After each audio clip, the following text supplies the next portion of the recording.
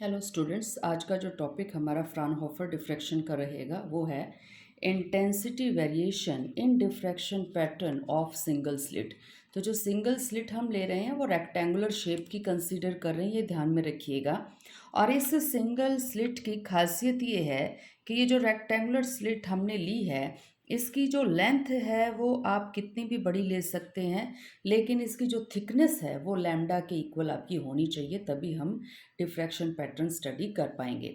तो क्या कीजिएगा, ये जो स्लिट है हमारी, इस स्लिट में से ये सोच लीजिएगा, जो आपके पास ऊपर पॉइंट कंसिडर कर लेंगे हम ए और नीचे कंसिडर कर लेंगे हम बी। तो इस स्लिट को हमने क्या किया है, डिवाइड कर लिया है इनटू एन पार्ट्स।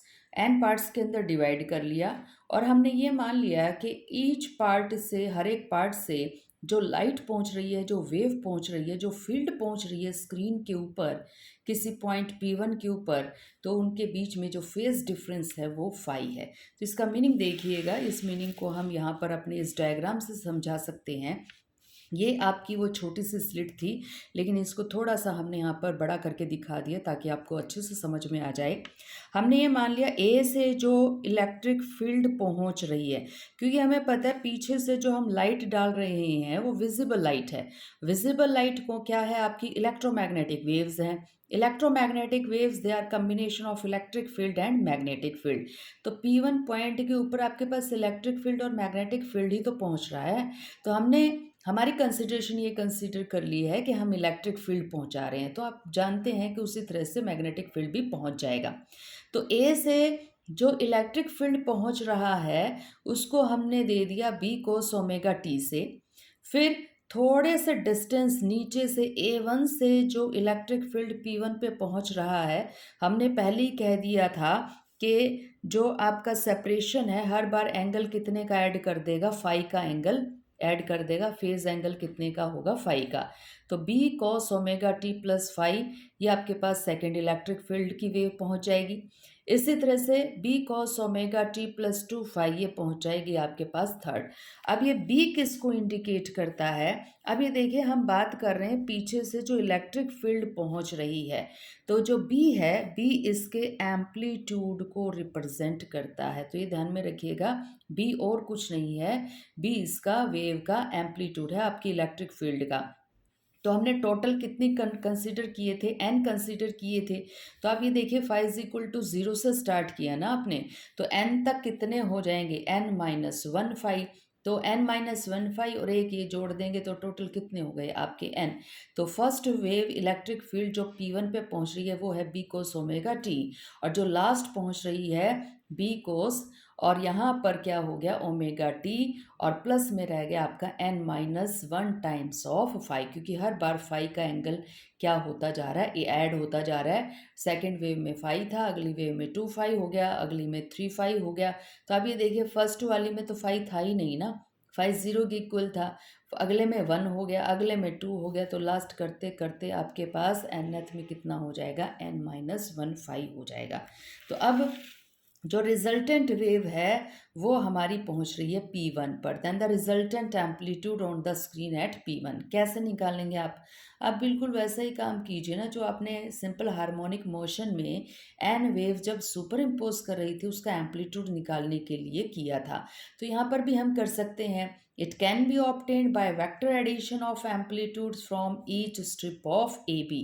तो हर एक से निकाल लीजिए, ए स्ट्रिप से कितनी गई, B cos omega T, plus में क्या कर दीजिए B cos omega T plus phi, plus में क्या कर दीजिए B cos omega T plus two five.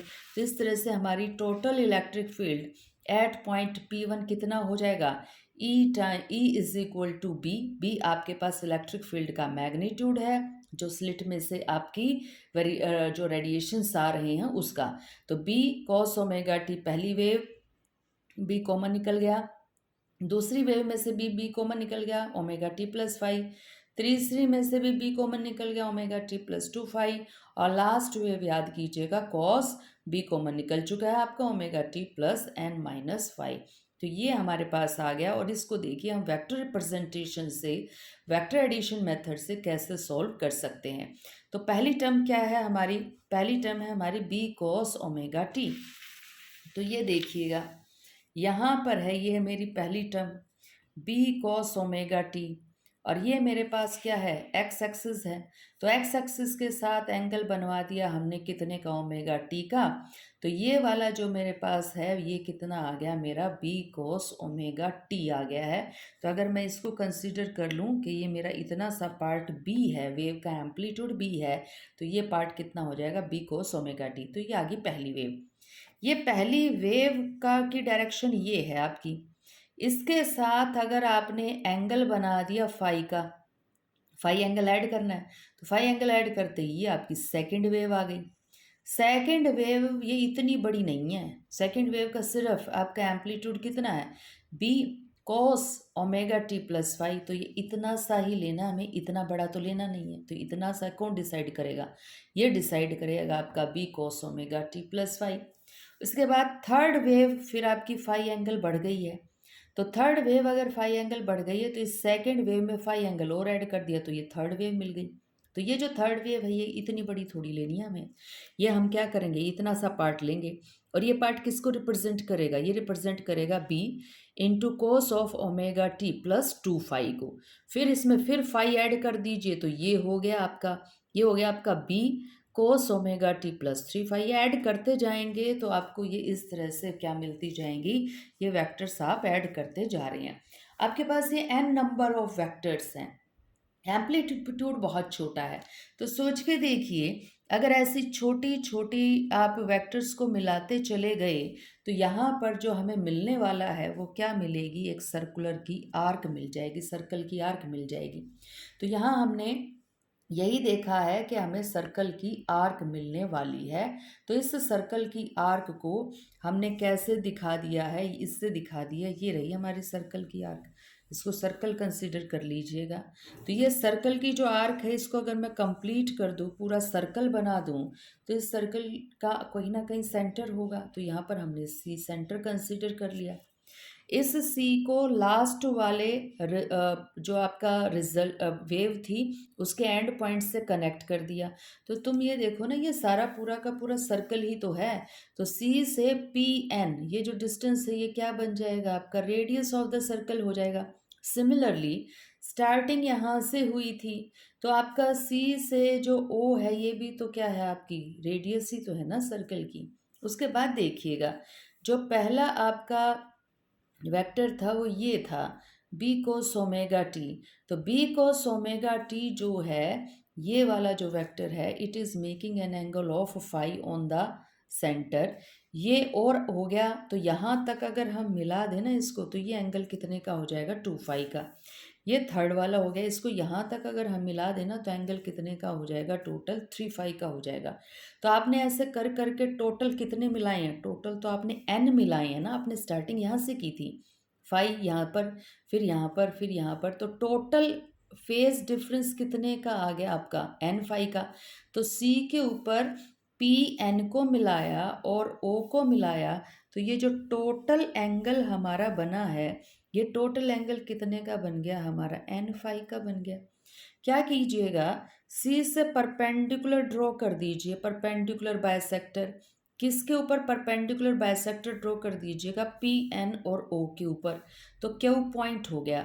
अब ये परपेंडिकुलर बाइसेक्टर अगर हमने बनाया है, तो ये जो सी है, जो पूरा एंगल एन फाई का था, तो आधा एंगल इधर चला गया और आधा एंगल हमारा इधर चला गया। तो आप देखिएगा एन फाई का हाफ कितना हो जाएगा, एन फाई बाय टू। ठीक है। अब ये देखिएगा सी क्यू पी एन, ये बन गया हमारा एक राइट एंगल ट्राइंगल, जिसका ये एंगल है एन फाई बाई टू, ये एंगल है 90 डिग्री का, और ये जो आपका हाइपोटेन्यूज है वो कितने का है, आर का है। तो यहाँ पर हमने इसको कंसीडर कर लिया है। तो देखिए इसी को अगर थोड़ा सा यहाँ पर हम पूरा मैथमेटिकली लेके चलें, तो मान लीजिए कि मुझे रिजल्टेंट का ये एम्पलीट्यूड निकालना है। आपको पता है ना, ये जो चीज़ है, ये जो चीज़ है, ये जो लेंथ है आपके वेक्टर्स की, किसको रिप्रेजेंट करती है, एम्पलीट्यूड को। तो ये पहली वेव का एम्पलीट्यूड, ये दूसरी वेव का, ये तीसरी वेव का। तो टोटल रिजल्टेंट कितना मिला आपको, फर्स्ट पॉइंट से लास्ट पॉइंट, यानी कि क्लोजिंग साइड ही तो है आपका रिजल्टेंट वेव का एम्पलीट्यूड, दैट इज़ ओ से लेकर पी एन तक।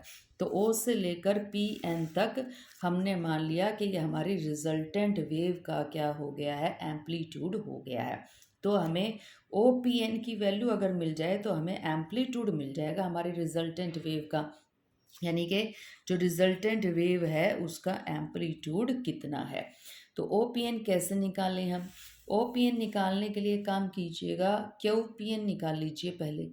तो क्यू पी एन निकालेंगे तो ये साइड निकलेगी, ये साइड निकलेगी तो ये हो गया आपका क्या, that is your 90 degree angle, ये हो गया तुम्हारा परपेंडिकुलर, ये हो गया तुम्हारा हाइपोटेन्यूज, और ये हो गया एंगल। तो कैसे कह सकते हो आप कह सकते हो perpendicular upon hypotenuse is equal to sine of this N 5/2। तो हमने भी यही किया है। हमने क्या निकालना था, ओ पी एन निकालना था, लेकिन हम निकाल रहे हैं क्यू पी एन। तो क्यू पी एन आपके ओ पी एन का परपेंडिकुलर बाइसेक्टर ही तो है, तो क्यू पी एन को डबल कर दीजिए। तो जैसे ही क्यू पी एन को डबल करेंगे तो हमने कर दिया, तो आपका पी ओ पी एन ही आ जाएगा। और क्यू पी एन को क्या निकाल देंगे आप निकाल देंगे यहाँ से आर साइन एन 5/2। तो यहाँ पर हमने ये जो है आप रिजल्टेंट वेव का एम्पलीट्यूड निकाल दिया है ओ पी एन। ठीक है, इसको हम ओ पी एन से भी रिप्रेजेंट कर सकते हैं और ए से भी आप इसको रिप्रेजेंट कर सकते हैं। और मान लीजिए कि आपकी बन गई इक्वेशन नंबर 1। अब देखिएगा, ये जो आपका फाई एंगल है, इस फाई एंगल का क्या मतलब है? इस फाई एंगल का मतलब है ये एक पहली वेव का ही एम्पलीट्यूड है। फिर आप अगर इसको 2 फाई कर देंगे तो इस सेकंड वेव का एम्पलीट्यूड, अगर इसको आप 3 फाई कर देंगे तो ये आपकी थर्ड वेव का तीन वेव्स मिला के जो एम्पलीट्यूड देंगी वो होगा। तो अब आप जब रिजल्टेंट वेव निकाल रहे हैं तो रिजल्टेंट वेव में आप देख रहे हैं आपने सारी वेव्स का जो एंगल था, टोटल एंगल वो लिया था। अब मान लीजिए कि आपको तो एक ही वेव का निकालना है, पहले वाली का भी कोस ओमेगा टी का, तो वहाँ पर आपको एन फाई थोड़ी लेना है। वहाँ पर तो आपका नंबर ऑफ वेव्स कितनी हो गई, 1 हो गई। तो एन की जगह क्या रख दीजिएगा, 1। तो एन की जगह 1 रखेंगे तो सिंगल वेव की वजह से आपका कितना एम्पलीट्यूड P1 तक पहुंच रहा है, वो कितना आ जाएगा, साइन 5/2। तो यहाँ पर ये आपकी एम्पलीट्यूड ऑफ फर्स्ट वेव है। तो यहाँ से हम क्या करेंगे, 2r की वैल्यू निकाल लेंगे। तो 2r इज इक्वल टू किसके बराबर आ जाएगा आपका, A0 डिवाइडेड बाय साइन 5/2। तो आप क्या कीजिए, सेकेंड इक्वेशन से 2r की वैल्यू पुट कर दीजिएगा इक्वेशन नंबर 1 के अंदर। तो जैसे ही आप पुट करेंगे then you will get A0 into sine n5/2 divided by sine 5/2। तो ये हमें कुछ इस तरह से इक्वेशन मिल जाएगी। A0 सिंगल वेव का एम्पलीट्यूड और A है आपकी रिजल्टेंट वेव का एम्पलीट्यूड। और फाई किसको रिप्रेजेंट करता है, फाई रिप्रेजेंट करता है दो वेव्स के बीच के लगातार जो आपकी साइमल्टेनियस जो लगातार वेव्स आ रही है ना एक के बाद एक, तो दो लगातार वेव्स, दो कॉन्टिन्यूस वेव्स के बीच का ये फेज डिफरेंस हमारा है। तो हमने late resultant wave eight P1। तो P1 पर तो देखो वेव में वेव जुड़ेगी तो वेव ही तो मिलेगी ना। तो टोटल जो है कितना पहुंच जाएगा, हम मान रहे हैं x एक वेव को रिप्रेजेंट कर रहा है, is equal to A cos omega T plus delta. अब ये डेल्टा देखिए किसको रिप्रेजेंट कर रहा है, एक्स ए किसको रिप्रेजेंट कर रहा है, सारी वेव्स को मिलाने से जो एम्पलीट्यूड मिला। और डेल्टा रिप्रेजेंट कर रहा है सारी वेव्स को पहली से लेकर आखिरी तक, जिस जो आपके पास वेव है उसके बीच में फेज डिफरेंस कितने का है। तो ये डेल्टा आपका ये वाला है कि आप पहली वेव से चलेंगे और आप आखिरी वेव तक पहुंच जाइए। तो पहली से आखिरी वेव तक जब आप पहुंचेंगे ना then you will get this delta, total phase difference. तो टोटल वेव निकाल रहे हो तो टोटल फेज डिफरेंस ही तो लेना पड़ेगा। और टोटल वेव निकाल रहे हो P1 पे कितनी पहुंच रही है, तो टोटल एम्पलीट्यूड लेना पड़ेगा। अब डेल्टा की वैल्यू हम कैसे निकालें, अगर आप इस फिगर से देखें तो डेल्टा देखिए कैसे निकलेगा, डेल्टा ये वाला एंगल ही तो है ना। तो अगर मैं इस बड़े वाले एंगल में से ये छोटे वाला एंगल माइनस कर दूं तो इस साइड वाला एंगल निकल आएगा। तो आप क्या कर सकते हैं, CO P1 में से माइनस कर दीजिए COPN। तो COPN देखिए कितना है आपका, आपकी ये जो है CQ और O एक राइट एंगल ट्राइंगल है, क्योंकि के ऊपर हमने परपेंडिकुलर बाइसेक्टर बनाया था। और ये वाला एंगल आप जानते हैं ये n फाई का हाफ है। तो ये एंगल तो पता चल गया ना, n फाई। बाय टू, ये इतना ही तो है जितना ये है n5/2। तो अगर ये n5/2 है, ये 90 डिग्री है, then you can easily find out this angle, that is π/2 minus n5/2। तो ये एंगल भी हमें पता चल चुका है। उसके बाद देखिए हमें एंगल कौन सा चाहिए था, COP1। तो COP1 जो है आपके पास वो ये वाला एंगल है। इस एंगल को निकालने के लिए हमें क्या करना पड़ेगा, यहाँ से हमने इसको टच कर इसको कनेक्ट करवा रखा है, तो हमें पता है ये एंगल कितने का होगा, 90 डिग्री का। क्यों, सेंटर से जब भी आप सरफेस को मिलाते हैं तो वो आप जानते हैं कि हमेशा एंगल कितने का बनाता है, 90 का बनाता है। अगर ये 90 का एंगल है, ये आपका फाई का एंगल है, तो आपको पता है ये π/2 माइनस में कितना हो जाएगा, π/2 हो जाएगा। तो यहाँ देखिएगा हमने क्या किया है, COP1 बड़े एंगल में से और माइनस कर दिया है COPN, तो π/2 माइनस π/2 और माइनस में आ गया π/2 minus n5/2। From the figure you will get this. और जैसे आप ब्रैकेट ओपन करेंगे π/2 से π/2 कैंसिल हो जाएगा, n5/2 पॉजिटिव और 5/2 आ जाएगा नेगेटिव। और यहाँ से क्या कीजिएगा, 5/2 को कॉमन, ये हो गया n-1 5/2। तो रिजल्टेंट वेव में आपका ये जो डेल्टा है, इस डेल्टा की जगह क्या पुट करेंगे हम, n-5/2। तो देखिए रिजल्टेंट वेव हमारी किस तरह की बन जाएगी। Resultant wave will be like that. जो P1 पर पहुंचेगी ना, B cos omega T plus 5, वो आपको रिजल्टेंट वेव कुछ इस तरह से दी जाएगी। एक्स इज इक्वल टू, ये पूरा का पूरा किसको रिप्रेजेंट कर रहा है, एम्पलीट्यूड को। और ये याद कीजिएगा कोस ओमेगा टी प्लस 5। अब 5 की जगह आपके पास आ गया n-1 5/2। आपने n पार्टीशंस किए थे और हर पार्टीशन कितने का फेज एंगल डाल रहा था, 5 का एंगल डाल रहा था। तो अब देखिए ये तो हमने देख लिया कि सुपर इम्पोजिशन प्रिंसिपल को यूज़ कर लिया कि एक वेव के ऊपर दूसरी वेव गिर गई, दूसरी के ऊपर तीसरी, और सबकी कंडीशन क्या थी कि सबका एम्पलीट्यूड सेम था, A0 था, और सारी आपस में कितने एंगल के डिफरेंस पे थी, 5 एंगल के डिफरेंस पे थी। लेकिन ये सारी हम स्लिट से निकाल रहे हैं। तो अगर आप स्लिट से निकाल रहे हैं तो टोटल एंगल कितने का बन रहा था, n5 का। और n5 को हमने क्या कह दिया था, डेल्टा कह दिया था। टोटल एंगल डेल्टा कंसिडर कर लिया था ना हमने, n5।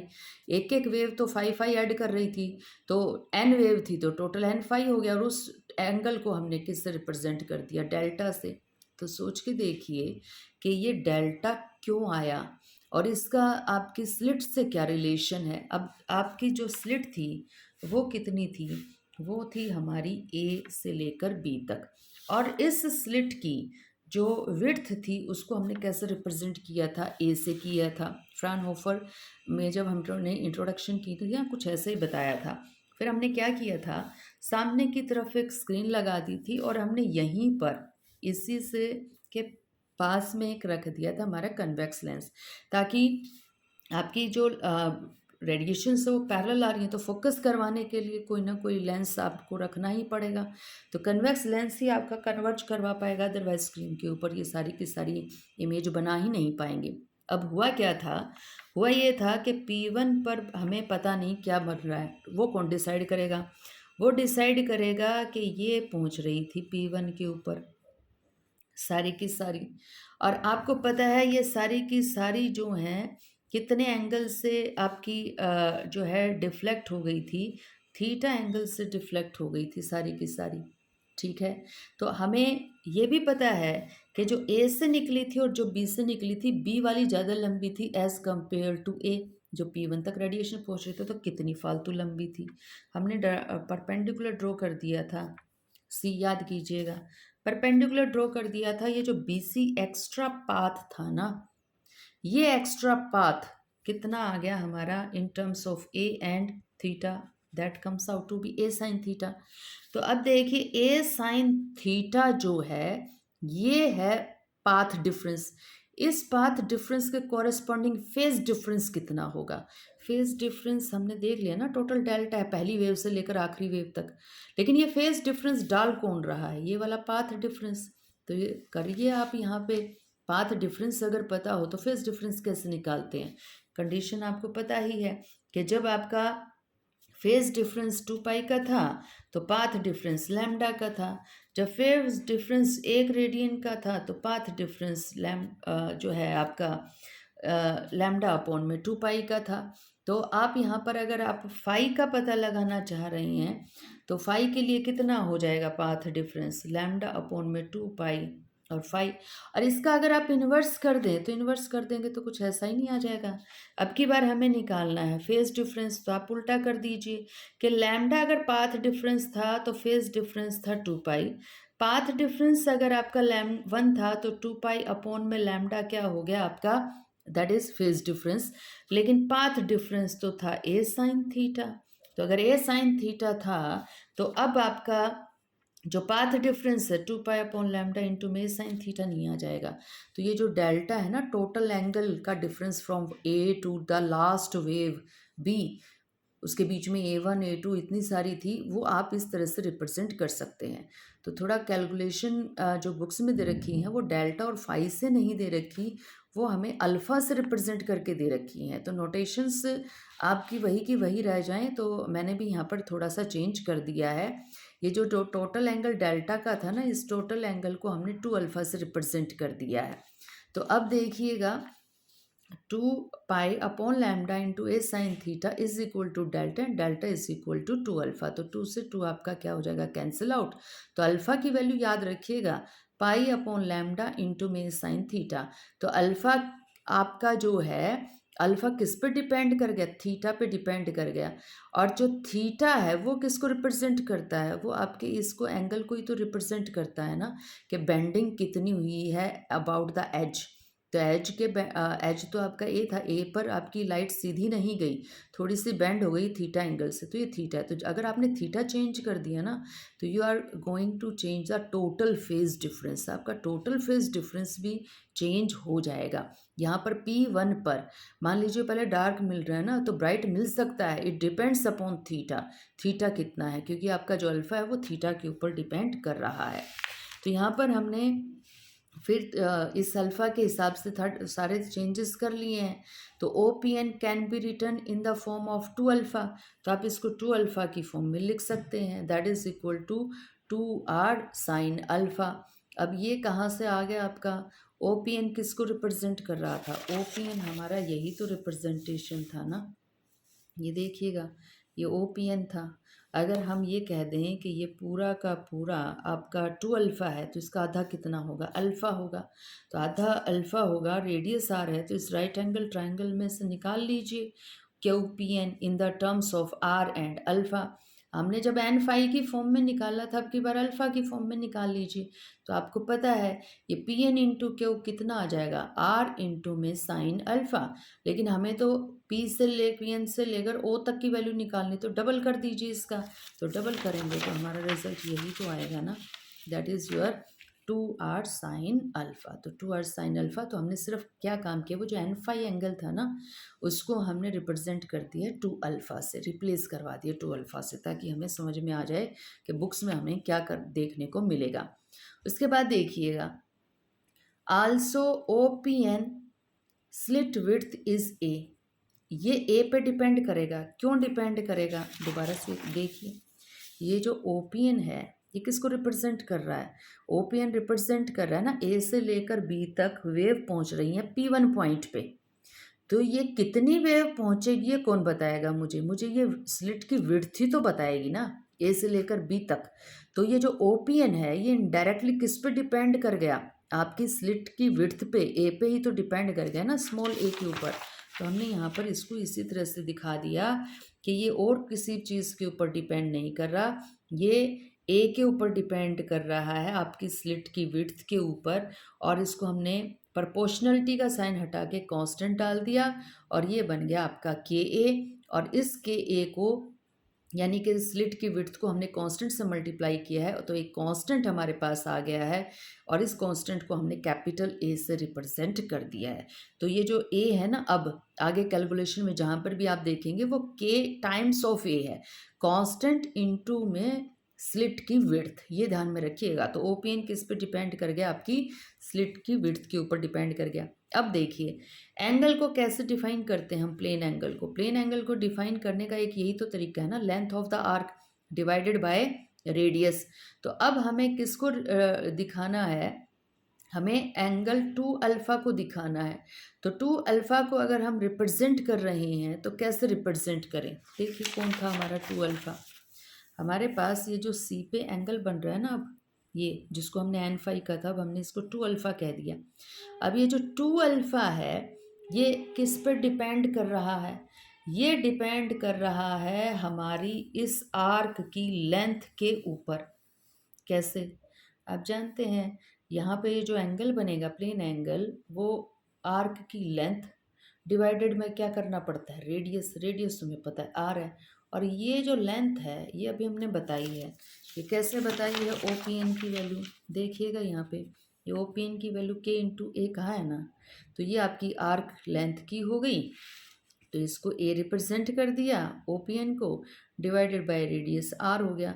तो इस आर को मैं इधर ले आऊँ और इस अल्फ़ा को मैं इधर ले आऊँ तो कोई फ़र्क थोड़ी पड़ेगा। तो ये हो गया आपका ए अपॉन अल्फ़ा, जहाँ पर ये जो ए है ना वो के टाइम्स ऑफ ए है आपका, ये ध्यान में रखिएगा।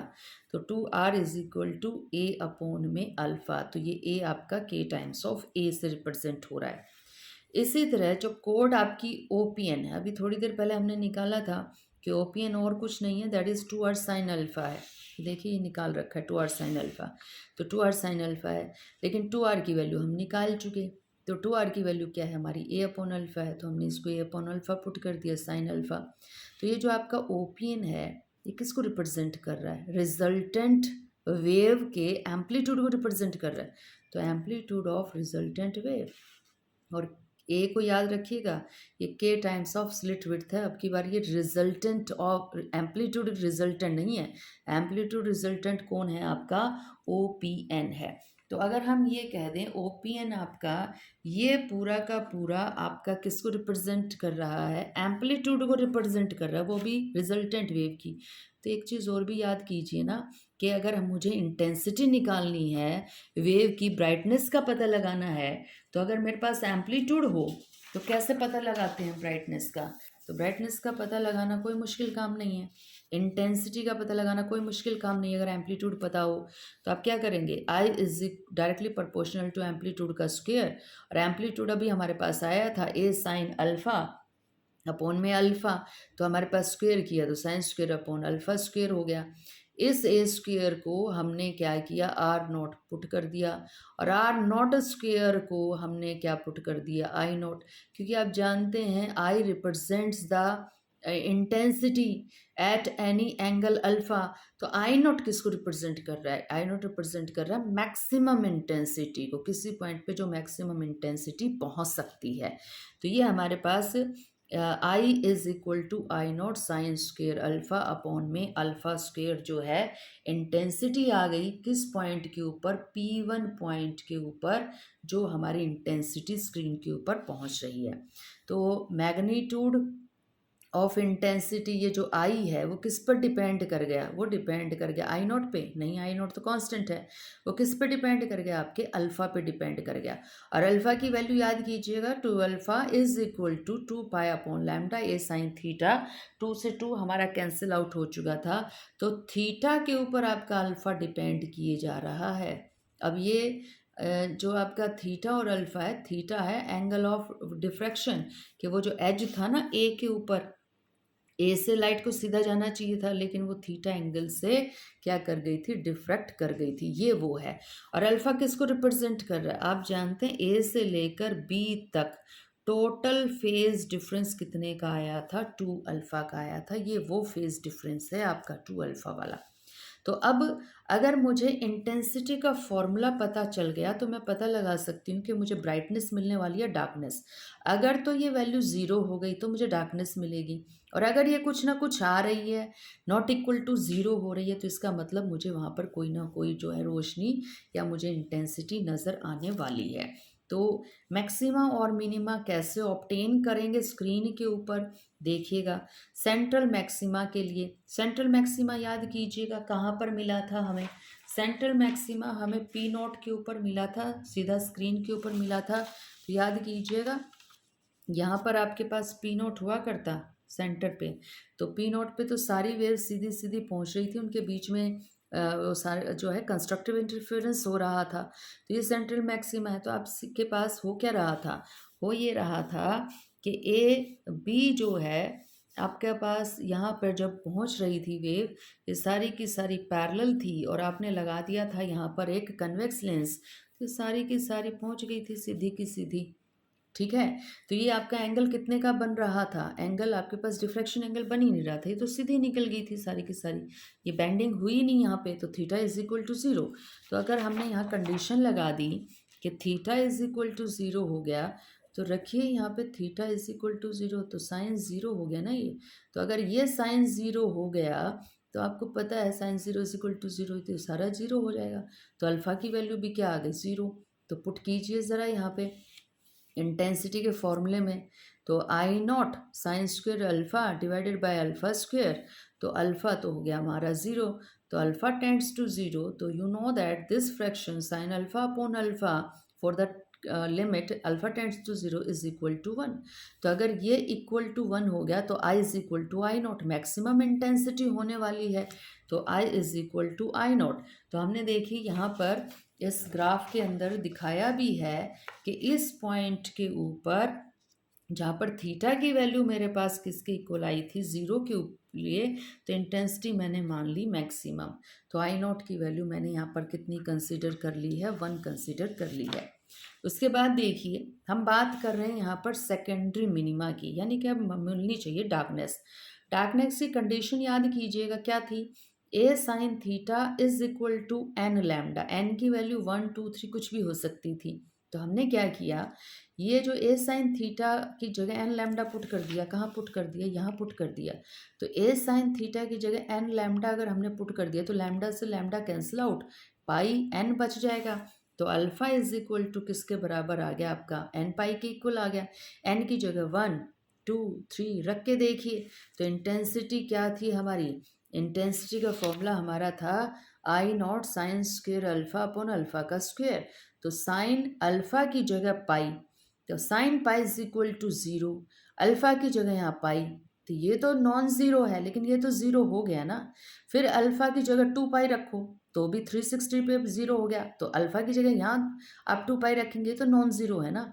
तो अब ये देखिए हर बार ऊपर पाई टू पाई थ्री पाई रखने से ऊपर वाली टर्म ज़ीरो हो रही है, नीचे वाली नॉन ज़ीरो है, तो something into zero that is equal to zero. तो ये आपको सेकेंडरी मिनिमा की कंडीशंस मिल रही हैं। तो पाई के ऊपर, टू पाई के ऊपर, थ्री पाई के ऊपर यहाँ हमें मिलने वाली है डार्कनेस इंटेंसिटी, कितनी मिलने वाली है, ज़ीरो मिलने वाली है। तो इसको देखिए हम किस तरह से इंडिकेट कर सकते हैं, ये देखिएगा, ये रहा पाई, पाई पे डार्कनेस मिली, फिर मिली टू पाई पे, ये मिली हमें थ्री पाई पे। तो सेंट्रल मैक्सिमा के दोनों तरफ हमें एक ही जैसा पैटर्न मिलता है, तो यहाँ पर भी पाई पे मिल रही है, यहाँ पर भी टू पाई पे, यहाँ पर भी थ्री पाई पे हमें मिल रही है। उसके बाद आ जाइए कि सेंट्रल मैक्सिमा के अलावा और भी मैक्सिमा थे ना हमारे, उनको हमने सेकेंडरी मैक्सिमा से रिप्रेजेंट कर दिया है। अब सोच के देखिए, ये हमारे पास एक फंक्शन है और ये फंक्शन की मैक्सिमम वैल्यू मुझे निकालनी है और विद रिस्पेक्ट टू अल्फ़ा निकालनी है, आई की वैल्यू चाहिए मुझे मैक्सिमम वैल्यू। तो क्या करें, इसको डिफ्रेंशिएट कर दें विद रिस्पेक्ट टू अल्फ़ा। तो हमने विद रिस्पेक्ट टू अल्फ़ा जो है इंटेंसिटी को डिफ्रेंशिएट कर दिया। इंटेंसिटी को डिफ्रेंशिएट करते ही मेरे पास ये टर्म आ गई और मुझे पता है आई की मैक्सिमम वैल्यू तभी निकलेगी जब इस डिफ्रेंशिएशन को किसके इक्वल पुट किया जाएगा, ज़ीरो के। तो आपका डिफ्रेंशिएशन क्या आया है, two I naught sine alpha upon alpha और ब्रैकेट के अंदर alpha cos alpha minus sine alpha divided by alpha square and this differentiation of d I upon d alpha that equal to zero for the maximum value of I. अब ये zero करना है आपने, ये zero एक ही दो शर्तों पे हो सकता है, टू कांस्टेंट है, आई नॉट कांस्टेंट है, तो ये तो ज़ीरो है नहीं। अल्फ़ा की वैल्यू मैक्सिमा के लिए, अब जो है थीटा तो ज़ीरो नहीं रहेगा ना, क्योंकि थीटा की वैल्यू ज़ीरो तो हो चुकी सेंट्रल मैक्सिमा के ऊपर, तो थीटा की कोई ना कोई वैल्यू आएगी। थीटा की अगर कोई ना कोई वैल्यू आई तो अल्फ़ा की कुछ ना कुछ वैल्यू आएगी, तो इसका मतलब आपके अल्फ़ा की कुछ ना कुछ वैल्यू है, तो ये आपका नॉन ज़ीरो है, अल्फ़ा भी आपका नॉन ज़ीरो है। तो या तो हमारा साइन अल्फा आपका क्या होना चाहिए, ज़ीरो के इक्वल, अगर ये ज़ीरो करना है। अब ये तो नहीं हो सकता क्योंकि हम ऑलरेडी कह चुके हैं अल्फ़ा की कोई ना कोई वैल्यू आएगी यहाँ पे। अब इसका मतलब एक ही कंडीशन रह गई कि ये term alpha into cos alpha minus sine alpha that should be equal to zero. तो हमने कर दिया, alpha into cos alpha minus sine alpha that is equal to zero. तो हमने देखिए अल्फ़ा इज़ इक्वल टू, इस साइन अल्फ़ा को उधर उठा लाइए, कोस अल्फ़ा को इसके नीचे, तो alpha is equal to tangent alpha. ये बड़ी इंपॉर्टेंट कंडीशन है। इस कंडीशन को हम क्या करेंगे, इसको हम प्लॉट कर लेंगे और प्लॉट करेंगे। एक फंक्शन तो हो गया आपका अल्फ़ा और दूसरा हो गया आपका टेंजेंट अल्फ़ा। तो हम ये देखेंगे कि जो अल्फ़ा और टेंजेंट अल्फ़ा से जो हमारे पास ग्राफ आ रहा है, एक ग्राफ तो बनाएंगे y is equal to alpha से और एक ग्राफ बनाएंगे y is equal to tangent alpha से। तो दो ग्राफ आएंगे आपके। ये दोनों ग्राफ जब आप एक ही ग्राफ के ऊपर प्लॉट करोगे, they are going to intersect at some points. तो कुछ पॉइंट्स के ऊपर इंटरसेक्ट करेंगे and that condition is for maxima. यहाँ पर ब्राइटनेस मिलने वाली है। तो हमें क्या कंडीशन मिल गई है कि graphs are plotted for y is equal to alpha and y is equal to tangent alpha. Secondary maximas are not exactly mid between the two minimas. It is slightly towards the central maxima. अब इस line का meaning देखिएगा, क्या meaning है होना, देखिए क्या चाहिए था। हम अब तक ये सोचे बैठे थे पाई और 2 पाई का आधा कितना होगा, 3 पाई/2। ये जो आपका 3 पाई/2 है यहाँ होना चाहिए ये पीक, लेकिन ये पीक आपको यहाँ मिलेगी नहीं, ये थोड़ी सी इस साइड मिलेगी। ठीक है, सिमिलरली 2 पाई और 3 पाई ये हैं आपकी डार्कनेस, ये दोनों डार्कनेस है। इन दोनों डार्कनेस के बीच में सोचे बैठे थे ना हम तो, और इन दोनों डार्कनेस का बीच कौन है आपका, 5 पाई/2। भाई 2 और 3 का आधा कितना होगा, 2.5 होगा। तो 5/2 दैट इज़ 2.5 हो गया ना, 2.5। लेकिन हमारा ये जो पीक है ना, ये जो इसका मैक्सिमा का, वो यहाँ नहीं मिलता, थोड़ा सा इस साइड मिलता है, यहाँ मिलता है। कहने का मतलब ये है। तो अब देखिए आपने दो ग्राफ बनाए, y is equal to alpha and y is equal to tangent alpha. तो ये ग्राफ हमें किस तरह से दिखने वाले हैं, ये ग्राफ हमें कुछ इस तरह से दिखने वाले हैं। ये देखिएगा, ये रहा हमारा y, ये रहा हमारा अल्फ़ा। तो पहली लाइन तो हम y is equal to alpha वाला ग्राफ बना लें। तो y is equal to alpha वाला ग्राफ बनाएंगे तो ये स्ट्रेट लाइन ही तो मिलने वाली है ना आपको, कि y ज़ीरो हुआ तो y ज़ीरो यहाँ हुआ तो अल्फ़ा भी ज़ीरो हो जाएगा। y अगर आपका पाई हुआ तो अल्फ़ा भी पाई हो जाएगा। तो आपका y अगर 2 पाई हुआ तो आपका अल्फ़ा भी 2 पाई हो जाएगा। तो ये आपको पॉइंट्स यही मिलने वाले हैं। अब दूसरा ग्राफ हमें कौन सा बनाना है, हमें बनाना है y is equal to tangent alpha का। तो रखते जाइए y की वैल्यू, रखते गए हम। तो पहला ग्राफ तो ये मिल गया मुझे y is equal to tangent alpha के लिए। लेकिन मुझे ये भी तो पता है ना, 0 से लेकर पाई तक यहाँ पर मुझे कोई भी मैक्सिमा मिलने ही वाला नहीं है। तो ये वाला ग्राफ तो काम ही नहीं करेगा।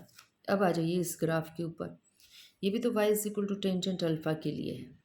आप अल्फ़ा की वैल्यू इंक्रीज़ करते जाइए, y की वैल्यू इंक्रीज़ करते जाइए और अल्फ़ा का टेंजेंट अल्फ़ा लेते जाइए, तो you are going to get this curve.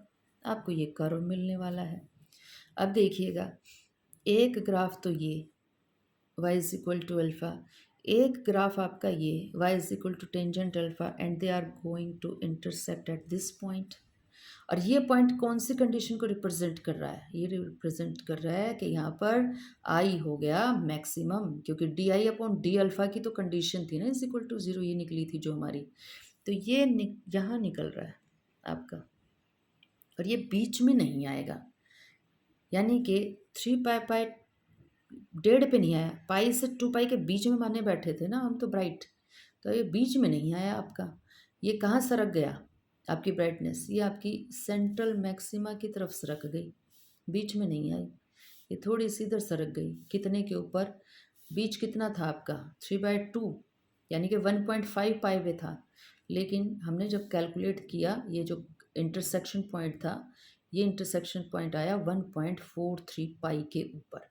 Similarly अब देखिए, अगर कुछ इसी तरह का ग्राफ यहाँ पे भी बना दिया जाता तो आपका y is equal to tangent alpha का ग्राफ बन गया, और y is equal to alpha का ग्राफ आपका ये है, तो ये दोनों लाइनें यहाँ इंटरसेक्ट कर रही हैं ना, दोनों ग्राफ। ये पॉइंट अगर नीचे देखा जाए तो ये आपका 2.5 पाई पे नहीं आया, मिड में नहीं आया, 2 और 3 के बीच का क्या होता है 2.5, 2.5, ये आपका 2.5 पे नहीं आया, ये आया आपका अब की बार 2.46 पाई के ऊपर। तो हमारी देखिए पोजीशंस निकाल ली हमने कि जो पहला मैक्सिमा है वो तो आपको ज़ीरो के ऊपर मिलेगा ही मिलेगा, लेकिन जो दूसरा मैक्सिमा है वो मिलेगा आपको 1.43 पाई के ऊपर, और जो नेक्स्ट मैक्सिमा है वो मिलेगा आपको 2.46 पाई के ऊपर। तो हमें क्या करना पड़ेगा, हमें इन ग्राफ्स का इंटरसेक्शन पॉइंट ढूंढना पड़ेगा, y is equal to alpha वाला और y is equal to tangent alpha वाला। तो आप पाई और 2 पाई के बीच में मत दिखाइएगा मैक्सिमा, थोड़ा सा सेंट्रल मैक्सिमा की तरफ दिखाइएगा, ये ऊपर बढ़ा हुआ। और इसी तरह से ये आप 2.5 पाई पे मत दिखाइएगा, ये आप 2.4 पे दिखाइएगा, है तो बहुत थोड़ा सा मार्जिन, लेकिन आपकी जो पीक्स हैं ना, ये पीक्स थोड़ी थोड़ी किसकी तरफ शिफ्ट हैं, सेंट्रल मैक्सिमा की तरफ शिफ्ट हैं। तो अब इंटेंसिटी निकाल लेते हैं हम।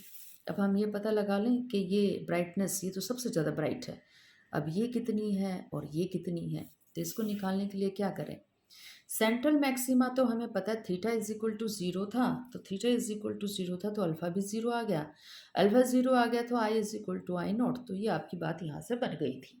उसके बाद याद कीजिएगा जो हमारे इंटेंसिटी का फॉर्मूला था, इंटेंसिटी का फॉर्मूला हमारे पास ये आया था, I naught sine square alpha divided by alpha का स्क्वेयर। इसका मतलब अल्फ़ा पे, एंगल पे डिपेंड कर रहे हो आप, और एंगल भी कौन सा, एंगल भी ये वाला कि आपके मैक्सिमा मिनिमा कहाँ बन रहे हैं। अब पता चल गया ना हमें कि मैक्सिमा कहाँ मिल रहा है आपको, आपको मिल रहा है यहाँ पर 1.43 पाई पर, फिर मिल रहा है आपको 2.46 पाई के ऊपर। तो ये आपकी मैक्सिमा के पॉइंट्स हैं, अल्फ़ा की वैल्यू हैं। तो अल्फ़ा की वैल्यू पता लगाते ही आप निकाल लेंगे इंटेंसिटी, अल्फ़ा अपॉन अल्फ़ा ही तो करना है यहाँ पे आपको। तो आपने पहले देखिए वो जो हमारी वैल्यू आई थी वो एग्जैक्ट वैल्यू कितनी थी, 1.43 पाई थी, लेकिन हमने ली कितनी है 1.5 पाई। तो हमें अप्रोक्सीमेट इंटेंसिटी निकाल रहे हैं, एग्जैक्ट नहीं निकाल रहे, ताकि कैलकुलेशंस ईजिली हो जाए हमारी। तो आई नॉट साइन अल्फ़ा की जगह पहला second maxima, first secondary maximum, तो कितने पे मिला था आपको 1.5 पाई पे, तो 3 पाई/2 लिखा जा सकता है, तो 3 पाई/2 हो गया। सॉल्व करेंगे ना तो आई नॉट डिवाइडेड बाई 22 आएगा।